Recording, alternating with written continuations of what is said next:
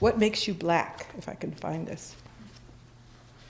This book took really 30 years to write, and started when I moved into Upper Montclair, and we were the first black family in that part of the city. And the only reason I got the place is because when I went to look for the house, people didn't know I was black, and so they started showing me into these areas where black people didn't live, and I was very determined to get one of these houses, probably because we weren't supposed to have it. And then I did get one of these houses, and I proceeded to have a suicidal depression after, and I started writing about, why there was some part of me that wanted to kill myself, and what did I want to kill? And so I wrote the Black Notebooks.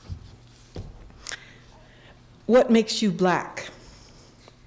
It is always a question asked by whites who, I suppose, think, looking at me, that the necessary attributes, color, features, hair, or something more subtle, speech, some giveaway inflection of being, are missing. Some have said, shocked, but nothing about you is black. It expresses a puzzlement, a curiosity, but it can also be an accusation, as if they were saying, look now, black is one thing that I am absolutely sure of. You owe me an explanation. They yearn to make identity solid, to give it a nose or an ear or an eye. A nurse from the South in one of my creative writing classes wrote about how in the hospital she worked at in Georgia, there was a series of procedures posted on the nursery wall for babies of indeterminate race, among them a procedure to measure the size of its genitals. Black people never ask. We understand that blackness is both real and unreal, that it can't be explained, nailed down, or verified, that it is an attribute out of body slightly like a halo and therefore insubstantial. It may be guessed at or ascertained, but even when it is not, that doesn't mean that it is not possible or even unlikely. You bright? A young girl asked me as she passed by on a street in the small town in Louisiana that was my mother's childhood home. We had come to see my grandmother's grave and the estate where she had worked as a cook and head domestic for 15 years. I had never heard it said in that way before. Bright? I asked. The sudden understanding of what she had asked is probably what makes me black, more so than my body. Yes, I answered, smiling, before she offered another word. My mother told me that as you get older, you change, not just your body, but what's inside. You become another person. I remember from childhood with what eagerness we took in anyone who even slightly and for any reason trembled toward us. Ava Gardner, because of the way she moved. Did you ever hear Ava Gardner was black or mixed? Anyway, yeah. It's so funny. Because of the way she moved, talked, because of her mouth and her green hybrid characteristic of the sign of the island's eyes. Perhaps there was the smoke of some actual gossip, but we said it as if there wasn't a question. It isn't exactly that we believe in the identity that was foisted on us, their one-drop rule, the idea that one drop of black blood in your ancestry makes you black. Rather, maybe we are like the kindest occupants of the poorest house who nevertheless are eager to open our doors and let any supplicant in. Maybe it is a way of expressing our loneliness or a desire to bring what we suspect closer to make it real, that really deep down we are all, if the truth be known, benefactors of that somewhere, someplace, nigger in the woodpile. My uncle said, they know we're better. That's why they all want a suntan and a perm. My aunt said that our family had so many problems because of all those warring bloods in us. That girl who called me bright, did she recognize me because I looked so comfortable, so happy in front of the door that my 94-year-old woman, the woman who had held the wake in her living room for my grandmother when she died, when my poor mother was 18, Chef, she called me as we did dishes, she slowly going around the dish sauces with a little gray rag and me slowly drying. Miss Cora, I asked her, a woman who raised her 4 children alone, her husband having died in an accident, a train wreck accident when he was in she was in her 30s. Did you get what you wanted? She answered thoughtfully, I ain't never wanted for nothing. Was it something in my body that gave me away, that girl with her southern x-ray eyes having peered more deeply and concertedly into miscegenation? She looked proud of herself, as if she had caught me hiding, or perhaps she was smiling because it made her happy to find me kin, or perhaps like those girls who combed and brushed my good hair, she saw me as an example of what could, in fact, burst out of any one of us girls, not the throwback our mothers warned us against, making us worry all through our pregnancies and check first, before fingers and toes, our baby's ears.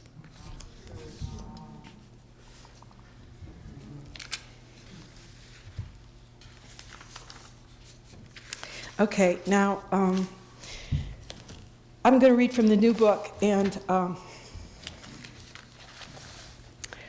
this was also something that really took a really long time to write. I think I wrote this piece that I'm going to read. I mean, I've worked on it for probably 15 years, but I think I might have written it the first time 15 years ago. It's very hard, we were talking about that in workshop, to write about abuse in childhood. There's this idea that that's not really art, and the idea that not too long ago, one of the chancellors of the Academy of American Poets said that black people weren't ready to be chancellors because they were still writing about race, and race was not universal, right?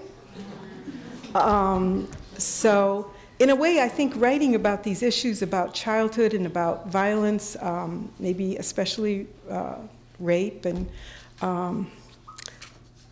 violence in childhood, is in some way, to some people, not art. It's not really universal. And so it's hard to write about. And you have to revisit this stuff, which is very painful, to write about this and struggle and revisit these things. But then not only that, and you're vulnerable to reveal yourself, of course. That's another vulnerability. You can feel sort of like shit after you reveal this stuff. But then also I think that the test is to change this into art. And that, I think, is what we're driven to do. It seems to me that once it's art, that's when the box clicks open. I know Yeats talks about the click, you feel like a box closes and clicks shut when the poem is done. And I think in some way, for me, the box clicks open when it's really an object outside of me. So I'm going to read a little of that. Trauma Burial Sites. The name of the book is The Undertaker's Daughter, and my father was an undertaker and my grandfather. Burial Sites. Trauma is not what happens to us, but what we hold inside us in the absence of an empathetic witness. Peter Levine. The first was a bassinet. I don't remember what it was made of. I think it was one of those big white baskets with wheels.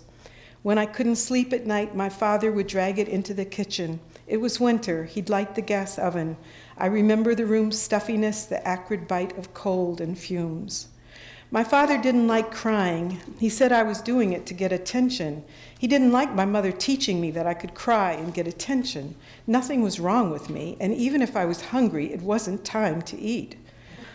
Sometimes I screamed for hours, and my father, I do remember this, would push his chair up to the lip of the bassinet and smoke as if he was keeping me company. After a few nights, he had broken me, but when he put the bottle to my lips, I didn't want it. I was too exhausted to drink. One of the things you notice is how I'm saying things in the language of my father, saying, he didn't like my crying. I was doing it to get attention. He didn't like my mother teaching me, and that's so interesting because I do believe when it first comes out, that language surfaces that was buried, but that you heard the barrier. That's the barrier, and that's the first language that comes out as these things surface.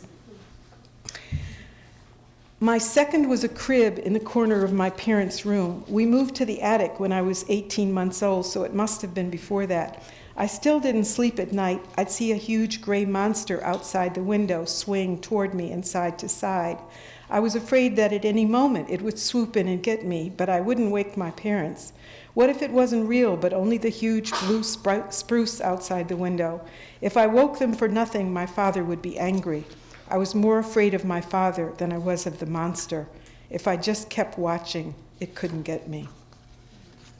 I'm still an insomniac, by the way. Most times I liked my food. I didn't mind eating until my daddy started making me clean my plate and either struck me off my chair if I didn't or lifted me up by the hair and held me midair if I was slow. He wanted me to eat faster. He didn't have all day. He'd hold me off the floor until I pleaded. I'd sputter in fear and humiliation. I don't remember pain, but I had to button up before he put me down to do exactly what he had told me to do, fast. Slowness was a sign of insubordination. If I missed a pea or a crumb, I was trying to outwit him. I must have thought he was stupid, and if I pleaded that I hadn't seen the pea, he'd know I was lying. Your story is so touching till it sounds like a lie. I swallowed it down. I wiped that look off my face, but still he would notice my bottom lip begin to quiver. This was a personal insult, as if I had taken a knife and put it to his face. If my brow wrinkled in a question, "Do you love me, Daddy? How could you hurt me like this?" This implied I was pursuing my own version of the truth, as if I was his victim. It was a war of wills, as he so clearly saw, and these were my attempts to subvert him, to make my will reign, to plant my flag. He was the ruler of my body. I had to learn that. It had to be as if he were deep in me, deeper than instinct, like the commander of a submarine during times of war. I am trying to get as close as possible to the place in me where the change occurred. I had to take that voice in, become my father, the judge referred to before any dangerous self-assertion, any thought or feeling. I happened in reverse. My body took in the pummeling actions which went down into my core. I asked myself, before any love or joy or passion, anything that might grow from me, who do you think you are? My grandmother had 3 dogs before she died when I was 10. Each had a short life. Patsy was the good dog who died of a chicken bone in her stomach, and Smokey was the bad dog who growled at people and would jump over the second-story banister on the porch and walk around on the outside of the rail. Smokey was cool. God, what an audience. When my grandmother and grandfather were downstairs in the undertaking parlor, they would leave me alone with Smokey. I was about 7, and I had learned the voice of the nuns used to say cruel things to the children who were slow. Sometimes the nuns hit them over the knuckles with a ruler, but mostly they just humiliated them, made them sit in the back, and never called on them to do errands. I tried to teach Smokey to stay behind the gate to the pantry. I would open the gate and tell him to stay, and then when he went out into the kitchen, I'd hit him with the leash over and over. I believe I hit him hard, maybe as hard as my father hit me. I wanted to feel that power. I did this 2, 3, or 4 times, and though it seems impossible that my grandparents didn't know, no one stopped me. One time I came over and my grandmother said that Smokey had escaped, jumped over the second-story banister to the street and didn't die, but ran away. He was never seen again. Was he that desperate to get away? I felt sad and responsible. I felt glad.